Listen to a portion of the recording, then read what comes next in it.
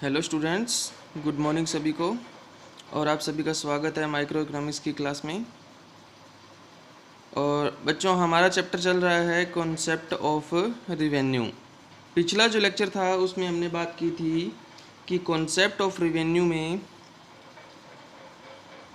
Total revenue and marginal revenue में क्या relationship है, और इसके साथ हमने ये भी बात की कि marginal revenue and average revenue में क्या रिलेशनशिप है। तो ये पॉइंट हमने किए थे और डायग्राम भी हमने क्या है किया था। आज हम बात करेंगे कि अलग अलग टाइप की जो मार्केट है उन मार्केट में जो रिवेन्यू का जो कॉन्सेप्ट है उनमें क्या डिफरेंस है, उसके बारे में हम डिस्कस करेंगे। तो मैंने आपको पहले भी बताया था कि मार्केट जो होती है वो टोटल क्या है। वैसे तो मार्केट जो है वो 4-5 तरह की होती है। आपके सिलेबस में जो है वो टोटल क्या है 4 टाइप की मार्केट है,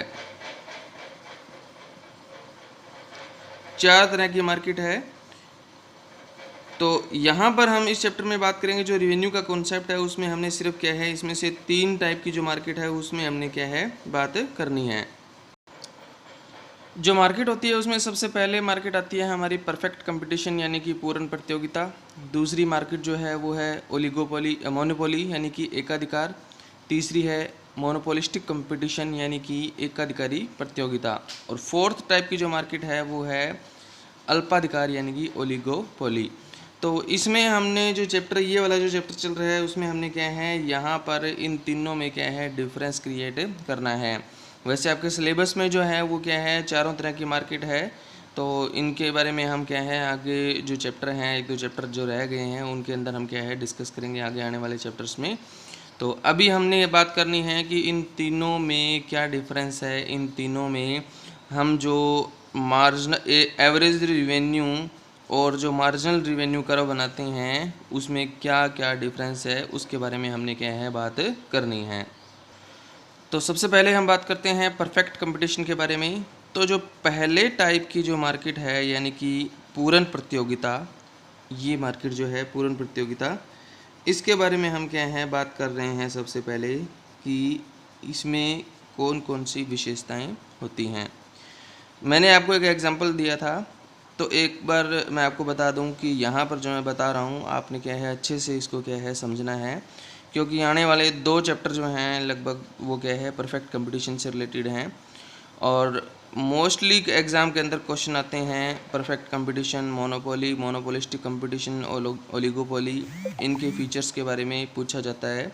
तो आपने क्या है अच्छे से क्या है यहाँ पे समझना है इनको। तो सबसे पहले मैं बात कर रहा हूँ परफेक्ट कंपटीशन यानी कि पूर्ण प्रतियोगिता के बारे में। तो पूर्ण प्रतियोगिता यानी कि परफेक्ट कंपटीशन क्या होता है, एक एग्जांपल बताऊंगा और उस एग्जांपल के थ्रू आपने क्या है उसकी विशेषताएं जो है वो निकालनी है। ये एग्जांपल मैंने आपको पहले भी बताया था कि मान लीजिए यहाँ पर क्या है वेजिटेबल सेलर मैं लेके चल रहा हूँ। ये 5 क्या है हमारे पास वेजिटेबल सेलर है। आप कोई भी वेजिटेबल ले सकते हो। मैंने पहले एग्जांपल दिया था आलू का, आपको एग्जांपल दिया था, तो एक बार हम इसी को लेकर के चलेंगे। तो यही एग्जांपल आपने क्या है याद कर लेना है। जब पूर्ण प्रतियोगिता की बात आएगी तो आपने इस एग्जांपल को दिमाग में लेके आना है।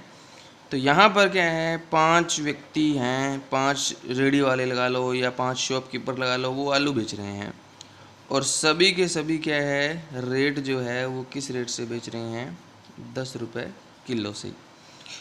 अब इसमें एक जो सेलर है वो ये कहता है कि मैं जो अपने आलू हैं वो क्या है हिसार से लेके आया हूँ, दूसरा कहता है मेरे सिरसा के हैं, तीसरे कहता है मैं दिल्ली से लेके आया हूँ, चौथा कहता है मैं सीकर से लेके आया हूँ।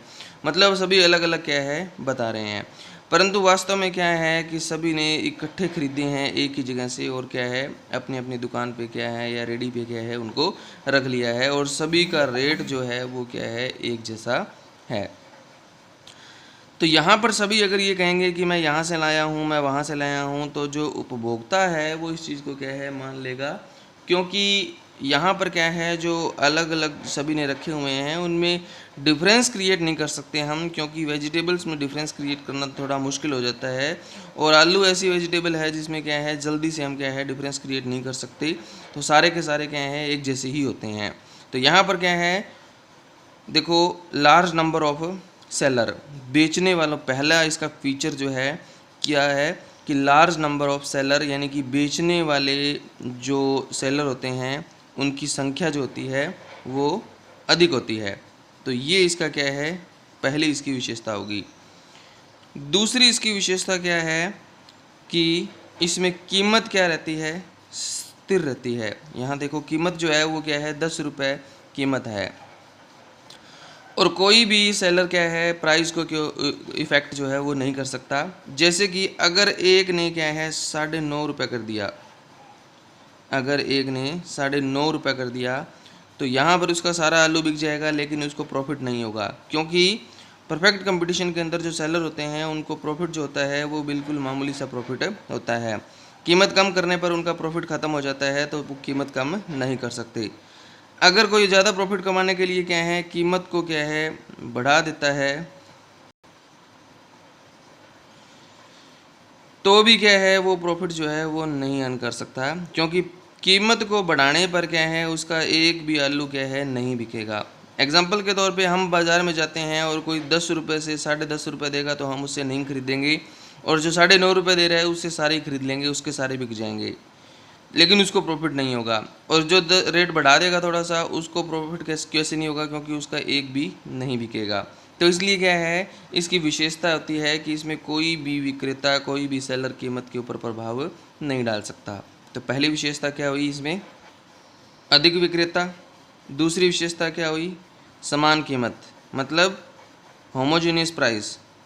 तीसरा फीचर क्या हुआ, होमोजीनियस प्रोडक्ट, यानी कि समान वस्तु, कोई अंतर नहीं होता, सभी के प्रोडक्ट जो हैं वो क्या होते हैं, एक जैसे होते हैं। यहाँ पर पहली विशेषता में हम ये कह सकते हैं कि अधिक विक्रेता व क्रेता, large number of buyer and large number of seller, ठीक है। और सेम जो है वो क्या है प्राइस रहता है, और होमोजीनियस जो है वो क्या है प्रोडक्ट रहता है। होमोजीनियस क्या रहता है, प्राइस कांस्टेंट प्राइस रहता है, इसके ऊपर कोई इफेक्ट नहीं डाल सकता। कीमत स्थिर रहती है। वस्तु जो है, वस्तु भी क्या रहती है, समान रहती है। वस्तु की जो विशेषताएं हैं वो क्या हैं, सभी की बिल्कुल क्या होती है, एक जैसी होती है। फोर्थ जो इसका फीचर रहता है वो ये है कि इसमें एवरेज रिवेन्यू जो है वो बराबर होता है मार्जिनल रिवेन्यू के, और वो बराबर होता है कीमत के। तो जैसे कि मैंने आपको यहाँ पे बताया है कि कीमत क्या रहती है, स्थिर रहती है, और कीमत स्थिर रहने की वजह से, प्राइस कांस्टेंट रहने की वजह से क्या है, हमें पता है कि प्राइस इज इक्वल टू क्या होता है, एवरेज रिवेन्यू होता है, और एवरेज रिवेन्यू जो है वो मार्जिनल रिवेन्यू के क्या होता है, बराबर होता है। तो कुल मिलाकर के तीनों एक दूसरे के क्या रहते हैं, इक्वल रहते हैं। जैसा कि हमने यहाँ पर बात की थी, हम इसको पहले डिस्कस कर चुके हैं, ये पूर्ण प्रतियोगी बाजार के बारे में ही बताया हुआ है। यहाँ पर कीमत क्या रहती है, कांस्टेंट, कीमत स्थिर रहती है। और मैंने आपको बताया था average revenue is equal to क्या होता है, total revenue divided by quantity, यानी कि औसत आगम को हम कैसे निकाल सकते हैं, टोटल रिवेन्यू को क्वांटिटी से भाग करके हम क्या है इसको निकाल सकते हैं। तो सबसे पहले जो है हमारा जो टोटल रिवेन्यू, कुल आगम जो है वो कितना है, 10 है, और हमारी जो क्वांटिटी है वो कितनी है, 1 है। तो 10 को 1 से भाग करेंगे तो हमारा एवरेज रिवेन्यू जो है वो कितना आएगा, 10 आएगा। उसके बाद 20 को करेंगे, 2 से भाग करेंगे तो कितना आएगा, 10 आएगा। तो हर लेवल पे औसत आगम जो है वो क्या है, प्राइस के क्या है, बिल्कुल इक्वल है। तो प्राइस को यानी कि एवरेज रिवेन्यू को क्वांटिटी से मल्टीप्लाई करके हमने क्या निकाला, टोटल रिवेन्यू जो है वो निकाला। टोटल रिवेन्यू कितना आ रहा है, 10, 20, 30, 40, 50 आ रहा है। हर बार कितना बढ़ रहा है, ये 10 बढ़ रहा है। तो मार्जिनल रिवेन्यू भी कितना आ रहा है, 10 आ रहा है। तो हम ये कहेंगे कि पूर्ण प्रतियोगी जो बाजार होता है उसमें क्या होता है कि एवरेज रिवेन्यू जो है वो मार्जिनल रिवेन्यू के क्या है, बराबर होता है। ये इसकी क्या है, एक विशेषता होती है। तो यहाँ पर भी मैंने आपको बताया था कि कीमत, एवरेज रिवेन्यू, मार्जिनल रिवेन्यू तीनों एक दूसरे के क्या होते हैं, इक्वल होते हैं। अब एक चीज़ और है कि जब ये तीनों बराबर होते हैं तो हम इसको डायग्राम में कैसे दिखा सकते हैं। यहाँ पर ओ वाई एक्सिस है, यहाँ पर ओ एक्स एक्सिस है। यहाँ पर क्या है, जो प्रोडक्ट है उसकी क्या है, क्वांटिटी जो है ओ एक्सिस, एक्स एक्सिस जो है उसके ऊपर हम दिखाएंगे। ओ वाई एक्सिस जो है उसके ऊपर हम क्या दिखाएंगे, रिवेन्यू को दिखाएंगे।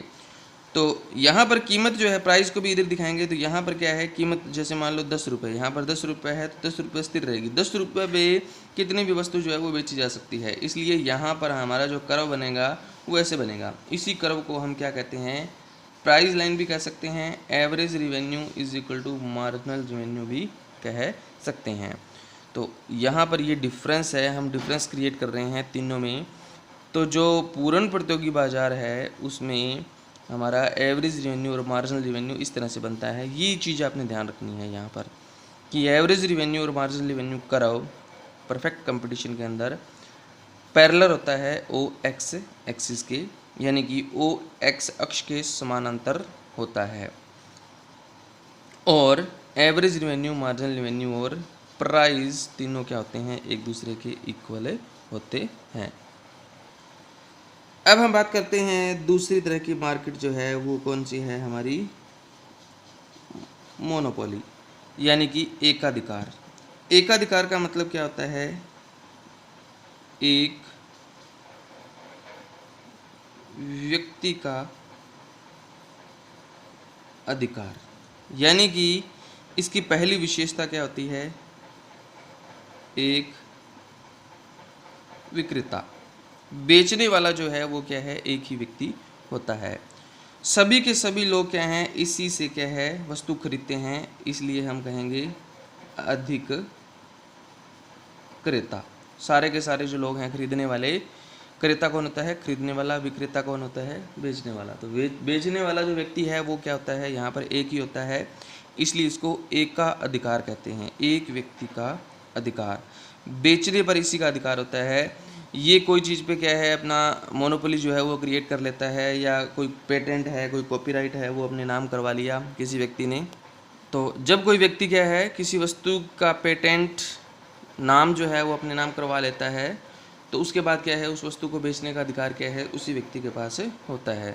तो वो अपना मनमर्जी का रेट जो है वो ले सकता है, वस्तु विभेद भी जो है वो हो सकता है। इसका एग्जांपल हम लेकर के चलते हैं। ये क्या है, मान लीजिए एक पर्टिकुलर एरिया है, इस एरिया को मैं आपको एग्जांपल देता हूँ कि मान लीजिए कि ये क्या है, रिस्ट्रिक्टेड एरिया है, जैसे कि एयरफोर्स स्टेशन जैसे हमारे सिरसा के अंदर है, बिल्कुल वैसे ही।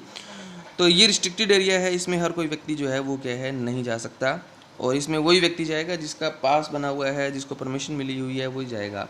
अब मान लीजिए इसमें बहुत सारे क्या हैं, क्वार्टर बने हुए हैं, घर बने हुए हैं, तो यहाँ पर एक वेजिटेबल सेलर जो है वो क्या है, जाता है। एक ही वेजिटेबल सेलर है, वही क्या है, इन सभी यहाँ पर क्या है, बहुत सारे क्या है हाउसेस हैं, वहाँ पर जाकर क्या है अपनी वेजिटेबल जो है वो क्या है सेल करता है। तो जो एक व्यक्ति क्या है इसमें जाता है, वो क्या करता है, अलग अलग लोगों से अलग अलग रेट चार्ज कर सकता है। जैसे उसको लगता है कि हाँ ये क्या है ज़्यादा मोल भाव नहीं करते, तो उनसे क्या है ज़्यादा रेट ले लेना। उसको लगता है कि ये गरीब है, ठीक है, उससे क्या ले लेना, कम रेट ले लेना। तो इस तरह से होता है। तो यहाँ पर कीमत विभेद, पहला फीचर क्या है, सबसे पहले एक विक्रेता और अधिक क्रेता। दूसरा इसका फीचर क्या है, यहाँ पर इसको कहेंगे one seller and large number of buyer. Second जो फीचर है वो क्या है, इसमें प्रोडक्ट डिफ्रेंशिएशन, यानी कि वस्तु विभेद। वस्तु विभेद कैसे हो सकता है कि ये अपना जो प्रोडक्ट है, एक प्रोडक्ट नहीं बेचेगा, ये कई तरह के प्रोडक्ट जो है वो बेच सकता है, अलग अलग लोगों से अलग अलग जो वस्तु जो है वो बेच सकता है। जैसे वेजिटेबल सेल करेगा तो एक वेजिटेबल नहीं करेगा, बहुत सारी सेल करेगा। तीसरा जो पॉइंट क्या है वो क्या है, कीमत विभेद। जैसे मैं अभी आपको बता रहा था, अलग अलग लोगों से अलग अलग रेट लेना।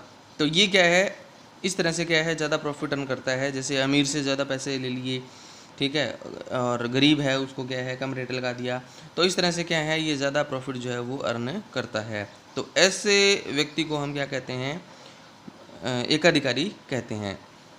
अब जो इसमें याद रखने वाली जो बात है वो ये है, एक विशेष पॉइंट मैं आपको बताने जा रहा हूँ, क्योंकि जो मोनोपोली है और मोनोपोलिस्टिक कंपटीशन है उन दोनों में कोई ज़्यादा डिफरेंस नहीं है। तो वो डिफरेंस क्या है, एक छोटा सा डिफरेंस है कि परफेक्ट कंपटीशन और मोनोपोली, इन दोनों को मिला करके मोनोपोलिस्टिक कंपटीशन बनता है। परफेक्ट कंपटीशन अलग है बिल्कुल, मोनोपोली बिल्कुल अलग है। कुछ विशेषताएं परफेक्ट कंपटीशन की ली जाती हैं, कुछ मोनोपोली की ली जाती हैं। इन दोनों को मिलाकर के क्या बनता है, मोनोपोलिस्टिक कंपटीशन बनता है। तो अभी हम बात कर रहे हैं मोनोपोली के बारे में। तो इसमें क्या होता है कि अगर जो एक विक्रेता यानी कि वन सेलर होता है, अगर वो वस्तु की कीमतें बढ़ा दे, अगर वो किसी वस्तु की कीमत को क्या करे, बढ़ा दे, ज़्यादा बढ़ा दिया, तो क्या होगा। जैसे कि इस मोहल्ले में ये व्यक्ति जो जा रहा है, इसने क्या किया, वेजिटेबल के रेट जो है वो क्या कर दिए, ज़्यादा कर दिए।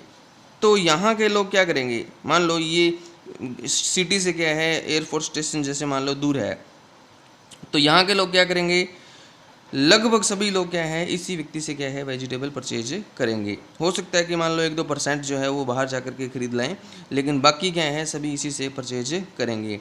तो इसमें कीमत बढ़ाने पर अगर क्या है, मोनोपोलिस्ट पर्सन जो है, मोनोपोली वाला, वो एकाधिकारी जो है, वो अगर कीमत को बढ़ा देता है तो डिमांड के ऊपर क्या है, कोई ज़्यादा फर्क नहीं पड़ता, मतलब लोग फिर भी क्या है, इसे खरीदते ही हैं। तो हम इसको कहेंगे कि यहाँ पर जो डिमांड होती है वो क्या होती है, लेस इलास्टिक होती है, यानी कि कम लोचदार होती है।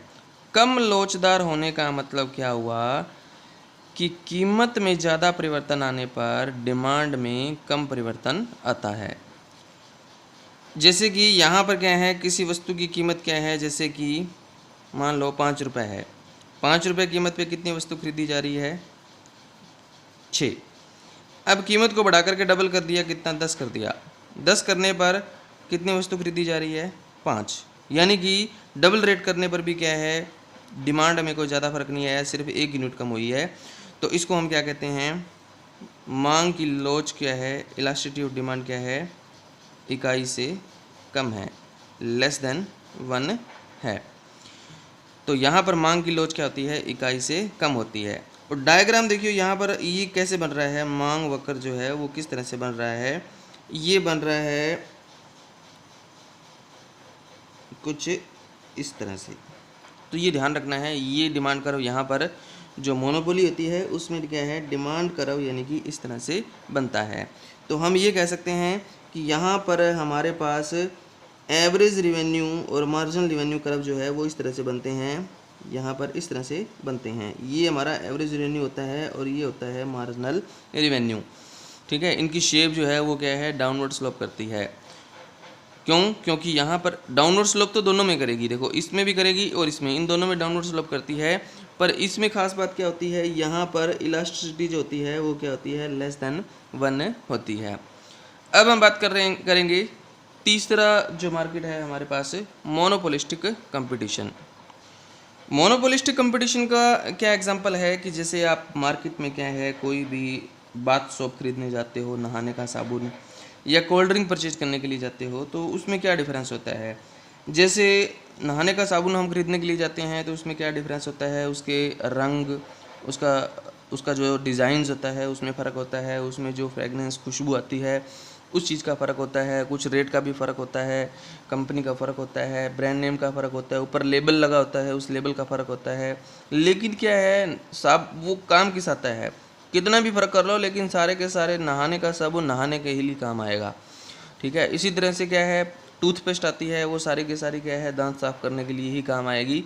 हालांकि उसमें किसी में लौंग है, किसी में इलायची है, किसी में नमक है, किसी में कुछ है, किसी में कुछ है, तो उसमें क्या है, मान लो कोई फ़र्क नहीं पड़ेगा, ठीक है। तो वो काम किस आएगी, सारी की सारी दांत साफ़ करने के लिए क्या है, काम आती है। पर वस्तु में क्या होता है, फ़र्क होता है, वस्तु विभेद जो है वो होता है यहाँ पे। तो इसकी पहली विशेषता क्या होती है, वस्तु विभेद। दूसरी इसकी विशेषता क्या होती है, अब इसमें बेचने वाले आप देखो कि जैसे मान लो बाथ सोप बेचने वाली ये कंपनियां या बहुत सारी कंपनियां हैं, बहुत सारी कंपनियां हैं, तो इसमें क्या होता है, अधिक विक्रेता, यानी कि बेचने वाले क्या होते हैं, बहुत ज़्यादा होते हैं। और खरीदने वाले कौन होता है, क्या 1-2 व्यक्ति खरीदते हैं या बहुत सारे खरीदते हैं, वह क्रेता, यानी कि खरीदने और बेचने वाले क्या होते हैं, अधिक। अब ये विशेषता किसकी थी, ये विशेषता थी पूर्ण प्रतियोगिता की। हमने अभी बात की थी पूर्ण प्रतियोगिता में भी क्या होता है, large number of buyer and large number of seller होते हैं। लेकिन ये वाली फीचर जो है ये किस में थी, ये थी मोनोपोली के अंदर, ठीक है। लेकिन इसमें तो क्या था, वस्तु क्या थी, समान थी, पूर्ण प्रतियोगिता में वस्तु समान होती है, एकाधिकार में वस्तु विभेद होता है, और ये मोनोपोलिस्टिक कंपटीशन में भी क्या होता है, वस्तु विभेद ही होता है। उसके बाद हम बात करें कीमत। तो कीमत के ऊपर क्या है, नियंत्रण जो है वो क्या है, बेचने वाले का क्या है, होता है, लेकिन ज़्यादा नियंत्रण, ज़्यादा कंट्रोल नहीं होता, थोड़ा बहुत कंट्रोल होता है। वो रेट थोड़ा बहुत क्या है, ऊपर नीचे कर सकता है। जैसे नहाने का साबुन है, कोल्ड ड्रिंक है, इनका रेट थोड़ा बहुत क्या है, कम ज़्यादा होता है। तो इसके बाकी फीचर हम करेंगे बाद में, जब ये चैप्टर करेंगे तब। अब मैं उसमें क्या है, एक मेन चीज़ आपको क्या है बता देता हूँ। वो क्या है कि इसमें अगर क्या है, किसी वस्तु का कीमत जो है वो क्या है, बढ़ा दिया जाए या कम कर दिया जाए, तो डिमांड के ऊपर क्या है, काफ़ी फ़र्क पड़ता है। जैसे कि हम एक ये मान लो एक साबुन परचेज कर रहे हैं, ठीक है। इस साबुन का रेट जो है मान लीजिए कि 15 रुपये है। अब इसका रेट बढ़ा करके क्या है, अगर 20 रुपये जो है वो क्या है कर दिया जाए, तो क्या होगा, बहुत सारे उपभोक्ता कस्टमर ऐसे हैं जो क्या है इसको छोड़ करके दूसरा खरीदना शुरू कर देंगे। कोल्ड ड्रिंक है, मान लो आपको सभी को पता है कि 2 लीटर की बोतल कितने रुपए की आती है कोल्ड ड्रिंक की। अब मान लीजिए कोक का रेट अगर बढ़ जाए, तो लोग क्या करेंगे, कोक की जगह क्या है दूसरी जो है मान लो ड्यू है या पेप्सी है, उनको खरीदना क्या है शुरू कर देंगे। तो यहाँ पर क्या होता है कि अगर कीमत में थोड़ा सा भी क्या है बढ़ोतरी कर दी जाए, तो मांग जो है वो काफ़ी कम हो जाती है। कैसे, जैसे कि अगर 5 रुपये कीमत है और डिमांड कितनी है 10 यूनिट की, यहाँ पर OYX, यहाँ पर क्वांटिटी डिमांड है, यहाँ पर क्या है प्राइस। 5 रुपये कीमत पे मांग कितनी है, 10 यूनिट की मांग है। कीमत को थोड़ा सा बढ़ा करके कितना कर दिया, 6 करने पर डिमांड क्या है, काफ़ी क्या हो जाएगी, कम हो जाएगी, कितनी, 5। तो यहाँ पर कर्व जो है वो इस तरह से बनता है, यानी कि इलास्टिसिटी ऑफ डिमांड क्या होती है, ग्रेटर देन 1 होती है। मोनोपोली में क्या होती है, लेस देन 1 होती है, और मोनोपोलिस्टिक में क्या होती है, ग्रेटर देन 1 होती है। तो यहाँ पे ऐसा क्यों होता है कि कीमत थोड़ा सा बढ़ने पर लोग क्या है, बहुत सारे लोग क्या है उसको खरीदना छोड़ देते हैं, क्योंकि उनके पास सब्स्टिट्यूट अवेलेबल है। एक साबुन का रेट बढ़ेगा तो वो दूसरी साबुन खरीद सकते हैं, एक कोल्ड ड्रिंक का बढ़ेगा तो दूसरी खरीद सकते हैं, एक टूथपेस्ट का बढ़ेगा तो वो दूसरी खरीद सकते हैं, सब्स्टिट्यूट अवेलेबल होता है। लेकिन क्या है, मोनोपोली में सब्स्टिट्यूट अवेलेबल नहीं होता, क्योंकि एक ही व्यक्ति होता है बेचने वाला, ठीक है, और कोई व्यक्ति नहीं होता, इसलिए वो कोई दूसरी चीज़ नहीं खरीद सकते। रेट बढ़ने के बावजूद भी क्या है, उनको वही चीज़ क्या है उसी पर्सन से खरीदनी पड़ेगी। लेकिन इसमें सब्स्टिट्यूट प्रतिस्थापन जो है वो उपलब्ध होता है, इसलिए इसमें क्या होता है कि रेट के थोड़ा सा बढ़ने पर क्या है, डिमांड में क्या आता है, ज़्यादा फर्क आता है। तो इसमें हमारे पास जो एवरेज रिवेन्यू और मार्जिनल रिवेन्यू जो कर्व बनेंगे, उनकी शेप जो है वो क्या है, कुछ इस तरह से रहेगी। यानी कि इसमें भी डलवा है, इसमें भी डलवा है, डाउनवर्ड स्लोप कर रहे हैं दोनों में, इसमें भी डाउनवर्ड स्लोप है, इसमें भी डाउनवर्ड स्लोप है। ये MR कर्व होगा और ये क्या होगा, AR कर्व होगा। तो इसमें और इसमें देखो क्या फ़र्क है, इसमें शेप का फ़र्क है, इसमें एकदम नीचे की तरफ गिर रहा है, और इसमें क्या है थोड़ा सा मतलब क्या है पैरेलल सा आ रहा है, किसके, OX एक्सिस के, ठीक है। ये दोनों में क्या होता है, फ़र्क होता है। तो इस चीज़ का आपने क्या है ध्यान रखना है। अब मैंने आपको तीनों तरह की मार्केट में क्या है आपको एवरेज रेवेन्यू और मार्जिनल रेवेन्यू बता दिया। पहली जो मार्केट थी, यहाँ पर आपने आउटपुट दिखाना है, नीचे आउटपुट, यहाँ पर AR MR प्राइस दिखाना है। तो ये होता है हमारा AR बराबर MR। ये पहली मार्केट है पूर्ण प्रतियोगिता, जिसमें क्या होता है पैरेलल बनता है OX एक्सिस के, ठीक है। दूसरी मार्केट कौन सी है हमारी, मोनोपोली। मोनोपोली के अंदर क्या होता है, ये नीचे की तरफ आता है, लेकिन इलास्टिसिटी इसकी क्या होती है, 1 से कम होती है, इकाई से कम होती है। तीसरी मार्केट जो है वो कौन सी है हमारे पास, तीसरी मार्केट है हमारी मोनोपोली, मोनोपोलिस्टिक कंपटीशन, एकाधिकारी प्रतियोगिता। इसमें भी क्या होता है, इसमें भी डाउनवर्ड स्लोप करता है, इसमें भी डाउनवर्ड स्लोप करता है, पर इसमें क्या होता है, इसमें इसकी इलास्टिसिटी जो होती है, इलास्टिसिटी ऑफ डिमांड जो होती है वो क्या होती है, ग्रेटर देन 1 होती है, इकाई से अधिक होती है। ये डिफरेंस है। तो हमारा आज का जो टॉपिक था वो था difference between perfect competition, monopoly and monopolistic competition. तो इनकी विशेषताएं, इस लेक्चर को आप क्या है बार बार देखना, और इनकी विशेषताएं जो मैंने आपको बताई हैं, जितनी विशेषताएं वो आपने क्या है नोट करनी है कि कौन कौन सी विशेषताएं, जैसे मैंने यहाँ बताया वस्तु विभेद है, या यहाँ पे बताया अधिक विक्रेता क्रेता है, ठीक है। और एग्जाम्पल भी आपको याद होना चाहिए, जब भी मैं आपसे क्या है इसको सुनूँ, ठीक है, तो आपको इसका एग्जाम्पल जो है वो क्या है पता होना चाहिए कि कौन से एग्जाम्पल आपको क्या है दिए गए हैं। तो यहाँ पर आज का टॉपिक ख़त्म होता है और इसके साथ ये चैप्टर भी आपका क्या है ख़त्म होता है। ओके, थैंक यू सभी का।